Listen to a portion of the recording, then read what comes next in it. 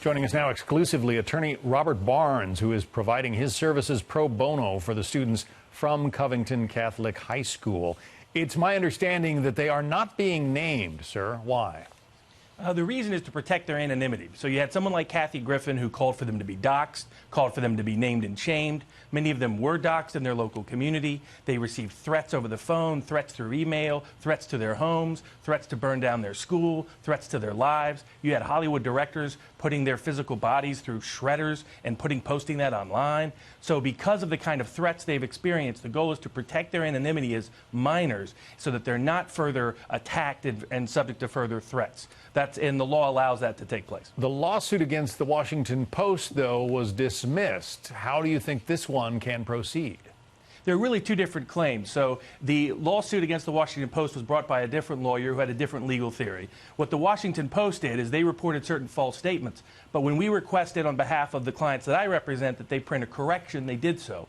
And in Kentucky, under Kentucky law, they treat institutions as different than individuals. That's part one.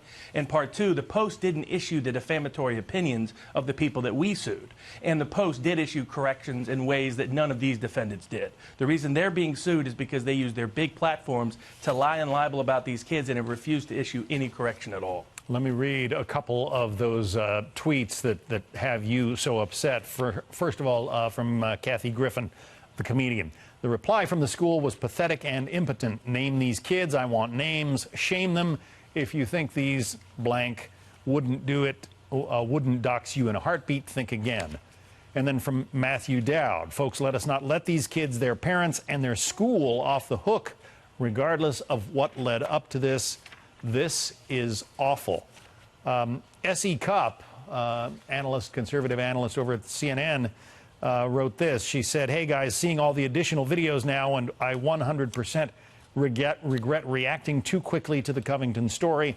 I wish I'd had the fuller picture before weighing in, and I'm truly sorry.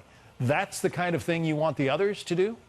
Oh, precisely. Even Congresswoman Omar, who's never had a problem with the kind of words she's chosen to use, has almost never retracted any of her rather interesting statements over time.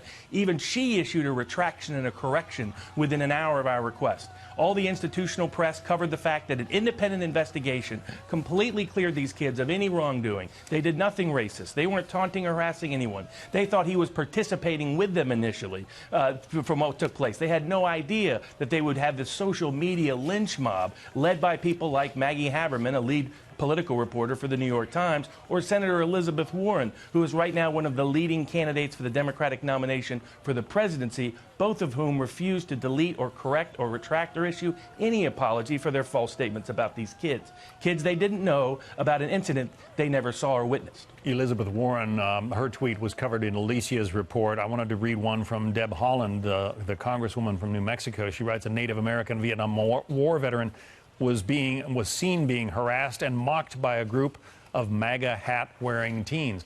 The fact that she's a member of Congress, does that not give her some protection? There's a common belief out there that the speech and immunity clause, which also has a statutory component, immunizes congressmen and senators. But there's a famous case that came up involving the Sundquist case, where they said you have to be within your official duties to be immune. So the senator from Massachusetts, Senator Warren, the congresswoman from New Mexico, were not acting within their official duties when they decided to lie and libel some kids from Kentucky. And so I think that's what the law will hold, and I think that's what the courts will find. If these people were to apologize, the senator, the congresswoman, if they were to apologize and issue some kind of a retraction, would that be enough for you, or would the suit go on?